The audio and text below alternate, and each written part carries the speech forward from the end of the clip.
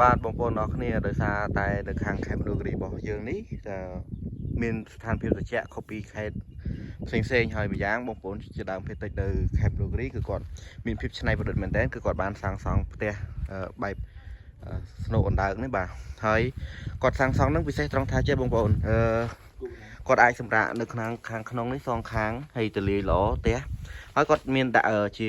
ភ្នក់ភ្លើងនៅកណ្ដាលដើម្បីដុតកម្ដៅខ្លួននៅពេលដែលគាត់រងាបាទអញ្ចឹងការកាត់បន្ថយកម្ដៅកាត់បន្ថយរងាបានដោយសារគាត់មានភ្នក់ភ្លើងគាត់នៅកណ្ដាលអញ្ចឹងទៅគាត់ដាំបាយដាំទឹកបានហើយគាត់អាចកម្ដៅខ្លួនបានល្អដោយមិនបាច់ចាំមានកៅអៅក្រាស់ៗទេនៅពេលយប់ដែលគាត់អាចសម្រាកដោយសុខស្រួលការពារនៅជំងឺតម្កាត់ផ្សេងៗនេះជាផលប្រយោជន៍មួយនៃការសាងសង់ផ្ទះបែបស្នូកអណ្ដើកនៅខាងខេត្តមណ្ឌលគិរីរបស់បងប្អូនជាដើមភេទតិចរបស់យើង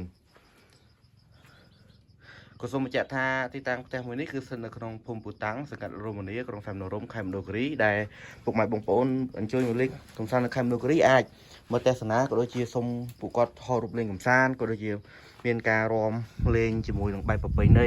ការស្លៀកពាក់ប្រពៃណីដែលយើងអាចជួលជាខោអាវរបស់គាត់បានក្នុងតម្លៃសមរម្យ